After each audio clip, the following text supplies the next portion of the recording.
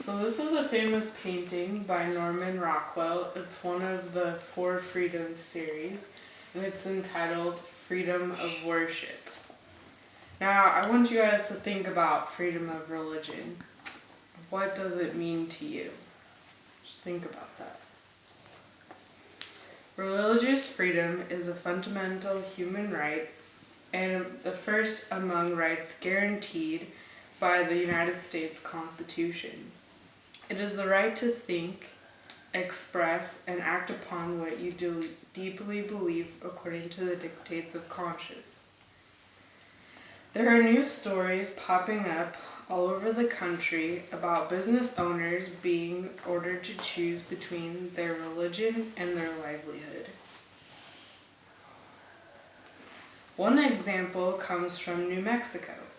Jonathan and Elaine Hugen now face over a $7,000 fine and court costs because they held to their religious beliefs in turning down a job to photograph a same-sex commitment ceremony.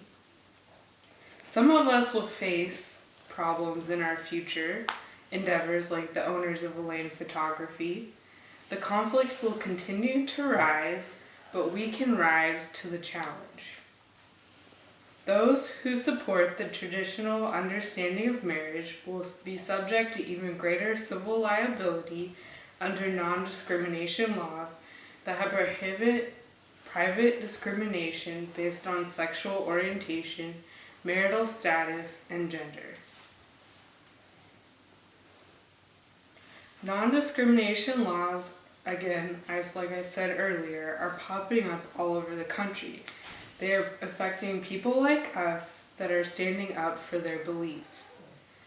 San Antonio recently passed a non-discrimination city ordinance that would prevent anyone who believes in natural marriage from running for city office or doing business with the city.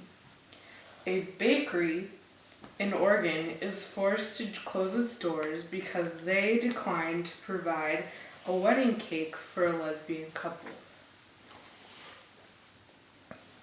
A Vermont country inn was ordered to pay $30,000 penalty for declining to host a gay wedding reception.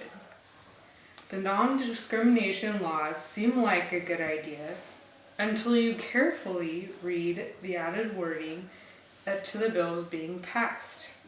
Here's an example from an actual law. Use of public places.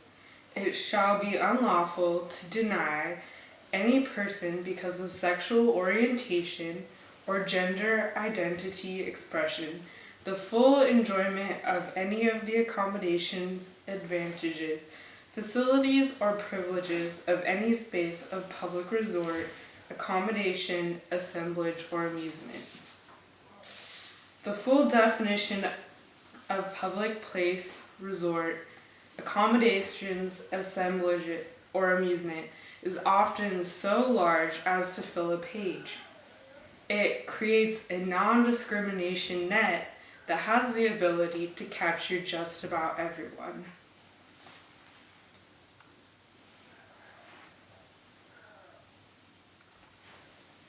How can you help make a difference by standing up for your religious beliefs? In a speech Elder Oaks gave at BYU, Idaho, he suggests 3 things that we can do. First, we can use religious references in private prayers and personal greetings.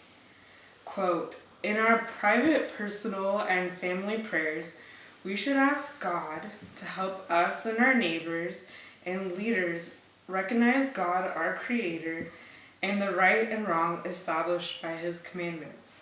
End quote. We should also assert ourselves against the current trend to refrain from religious references even in private communications. For example, in wedding announcements, you can use the titles Mr. and Mrs. You can also use religious sayings and symbols in Christmas greeting cards. 2. You can publicly recognize the blessings of God. We should also contend for the inclusion in textbooks and teaching in school settings of accurate accounts of great historical documents that recognize and invoke the blessings of God in the founding and preservation of this nation. 3.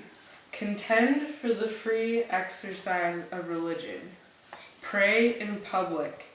We need to support the coalitions of religious leaders and God-fearing people who are coming together to defend our nation's traditional culture of belief in God and the acknowledgement of His blessings.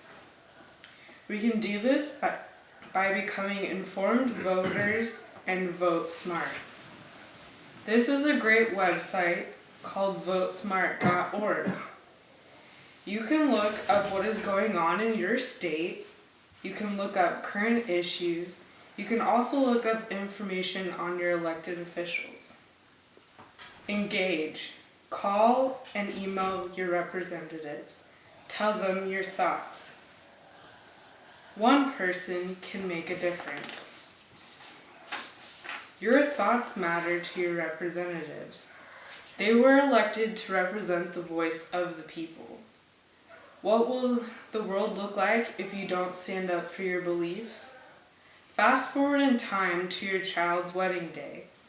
Instead of being sealed in the temple for time and all eternity, your child has to have a civil wedding ceremony.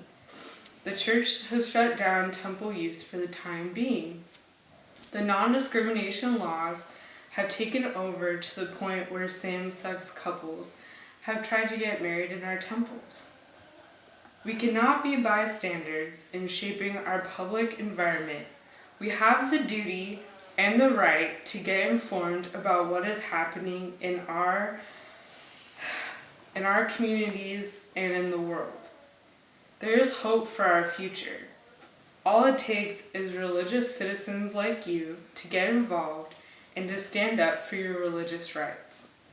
You can start making a difference today by picking up a newspaper and becoming informed. In the words of Bob Marley, get up, stand up for your rights. Get up, stand up, don't give up the fight.